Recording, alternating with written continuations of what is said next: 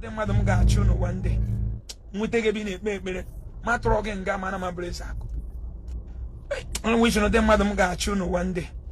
We take a minute, baby. Matrogan Gamma Ezeaku. Ndozo one in Enugu State. On our Fugonu. Mathias Ezeaku. Ugebeluna Nambawu. Oluna Rafusioku. Anafusioku. Oku Kwameku. Na enwe win any election na power do n'aka na onye ọ na-akpere ekpere etuo ya nga onye ọ na-akpere ekpere etuo ya nga so ndị ụzọ ụwa na-hapụ kịta ka iwinuo ka i wee tụọ ndị niile na-eje ụka n'ụzọ ụwa na Enugu steeti nga ịghọtago ijezie na House of Rep onwe ife ọzọ ya ada alụ ebe a na-awọ iwo n'ihe aka elu ibego na-akọ maka ntụ ọ yesi wee duru obodo mma ị na-akọrọ ha maka ntụ ayezi wee mechi chọọchị ka obodo wee do ife ọnụ ugo ebelugo na mgbawu agwara ngo mmemeghepụ ọnụ m n'ụwa opozuo o mmemeghepụ ọnụ m n'ụwa criticize ya your decision to contest as a youth, your decision to be part of the elective process in Nigeria. I can never criticize it. But even when they go that this is the days of reckoning. If you think you have carried yourself so well, if you think you have contributed to the development of peace, Nanibo, if you think you have contributed to human capital development, infrastructural development, and the otherwise, Nanibo, this is the time for you to show the workings. Otherwise, your tape will begin to play. Yes, judging by what I have seen now, what it means is that your aim of trying to get into government, okay, be to any new Christians and ga.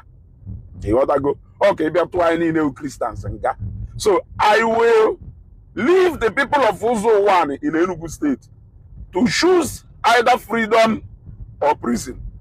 Let them choose either prison or freedom, because what it has shown is that maybe Mathias Ezeaku will have freedom, because churches carry. Enugu State Uzo One. So unu niile chọrọ end up in prison. Unu ka ọ dụrụ ana-agafusi okwu talk is cheap. Maazị dibịa na-akpagharịkwa na-agafusi okwu tape nke ihe the light of Africa dụrụ ya. Nke Sisters Bread of Life dụrụ ya. Agwa m unu si unu, when you do in all our dealings here on social media, remember that there will be tomorrow. Ana m agwakwa ụmụ nwaanyị anọ na social media keda na-etebosi onwe ha. If my husband is cheat, I cheat. Chike, if you keep married, I will chike you. If chike melo malama,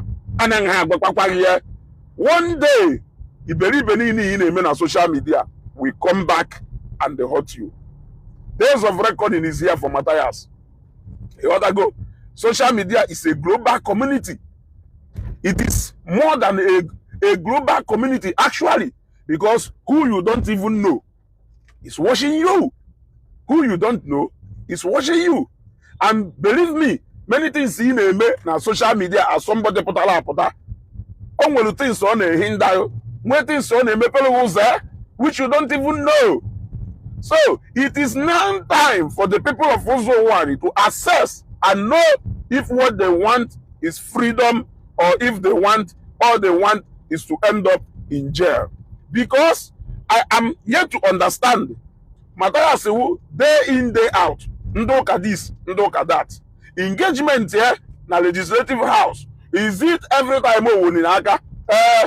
Mr. Speaker, this pastor, this church, blah blah blah, this one?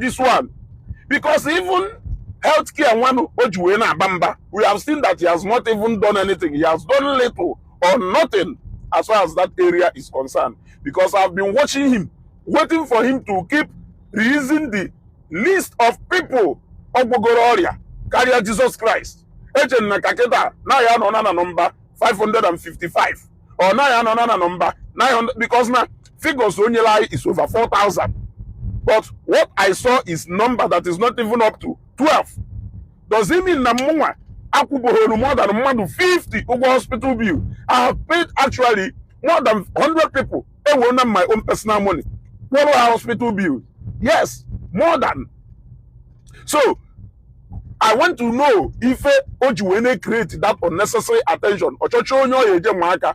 Owewu Jesus Christ akwasịrị n'ọnya the most popular being dugonundo n'ụwa. Akwa mere pụrụ so na Jesus Christ who the most popular and the most powerful. Akwa nwa dibia na-esu ateba. Acknowledge the fact that na Jesus Christ karịrị ọkaibe.